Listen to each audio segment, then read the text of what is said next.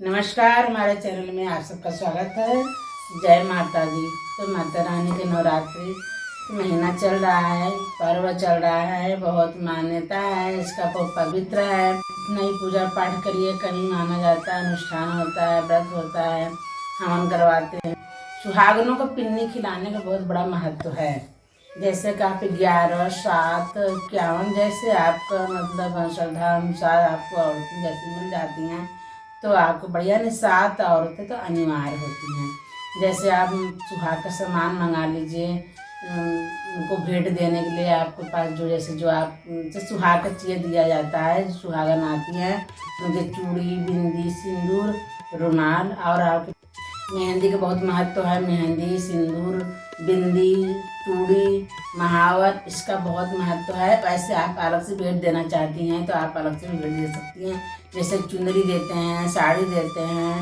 माता रानी जो सुहागन आती हैं तो आपको 9 जैसे 7 करेंगे, 7 साड़ी मंगा लीजिए, 7 चुनरी मंगा लीजिए, 7 ही जो है अलग अलग सुहाग का सामान मंगाया जाएगा। एक दर्जन चूड़ी है, बिंदु है, तो आप इतने जैसे देने के लिए तो अलग निकाल देंगी। आप एक पहनने के लिए जब पूजा आप शुरुआत करेंगी, माता रानी के प्रसाद में पहले माता रानी को सुहाग किया जाएगा, फिर आप सब औरतों को पहनने से देंगी, वितरण करेंगे। उन लोग ने नेल पेंट लगाना है, सब उसमें आप मतलब माता रानी के पहले जो है सुहाग का सामान चढ़ाने के बाद, माता रानी को भोग लगाने के बाद सबसे फिर आप अपने आप को भी करिए और औरतों को भी एक थाली में रख दीजिए। उसमें अपने से औरतें जितनी आप पिन्नी करेंगी, सब औरतें अपना मेहंदी लगाएंगी, चूड़ी पहनेंगी, एक थाली में आप रख दीजिए। अपने आप मत जितनी पिन्नी खाएंगे सबको ये महावर वगैरह लगाना अनिवार्य होता है सुहागनों को।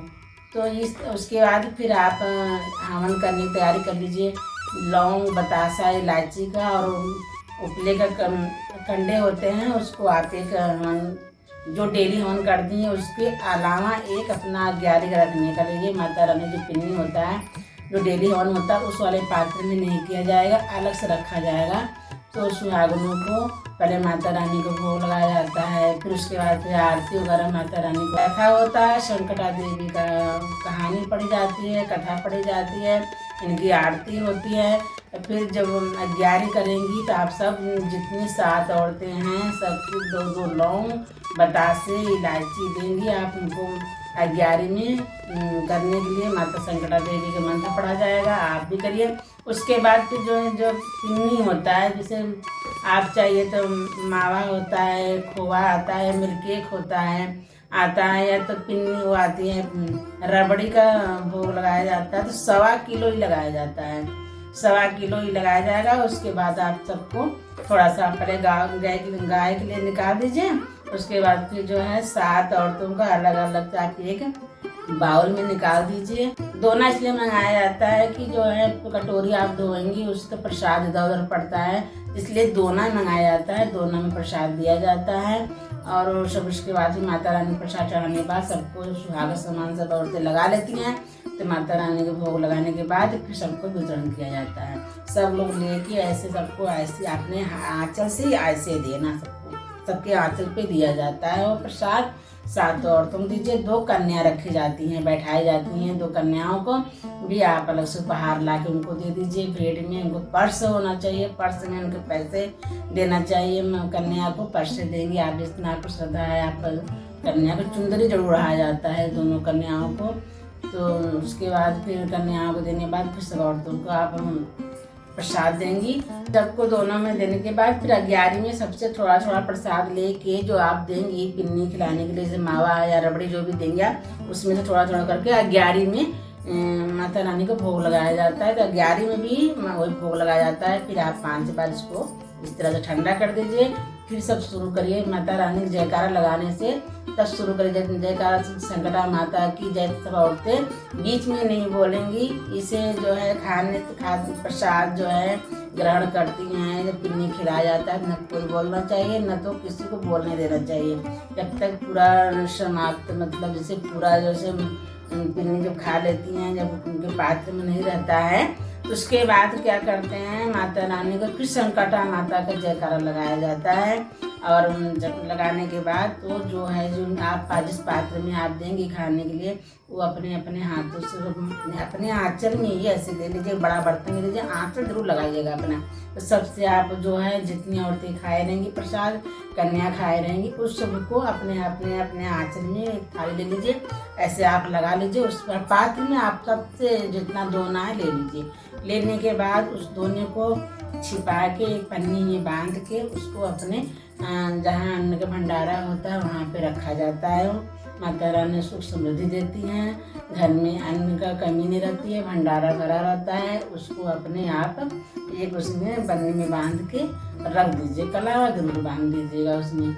उसके बाद क्या होता है, फिर जयकारा लगाइए। फिर सबको बाद में बिंदी सिंदूर जो है लगाई रहेंगी, सबको आप जो आप मंगाई हैं सबको दे दीजिए।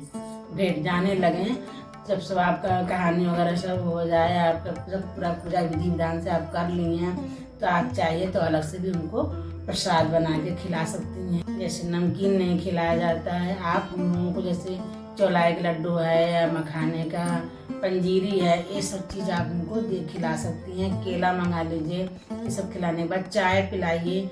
उसके बाद फिर उनसे जो है उनको भेंट दिया जाता है। फिर उनको जो है गलती हो क्षमा चाहिए, माता रानी आप ऐसे हम हर साल आपका पिन्नी करते रहें, ऐसे हम सुहागन को बुलाते रहें, सदा हम सुहागन रहें, हमारे परिवार को ऐसे आगे आप आगे बढ़ाते रहना अच्छे से, मतलब माता रानी हमारे घर में से हमें अवसर देना, हम हर साल आपका ऐसे पिन्नी करते रहें। तो जैसे कि साल में 4 नवरात्रि आती है, 2 तो गोपनीय होता है, एक सावन में आते हैं और एक माघ में आते हैं, और 2 आपको चैत्र आश्विन में आते हैं। तो ये दोनों पिन्नी आप महत्व आप खिलाइए।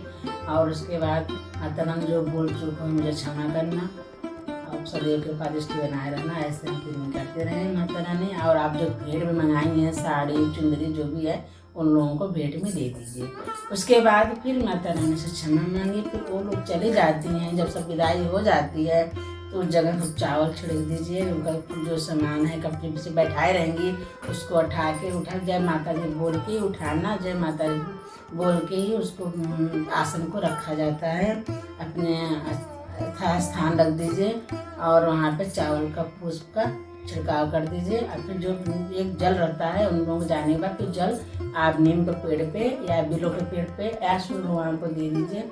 देने के बाद फिर आपका वो व्रत और पिन्नी पूरा महत्व माना जाता है, बहुत बड़ा इसका महत्व होता है। हमारी वीडियो आपको अच्छी लगी हो तो वीडियो को लाइक करें, सब्सक्राइब करें, शेयर करें, कमेंट करें। जय माता दी।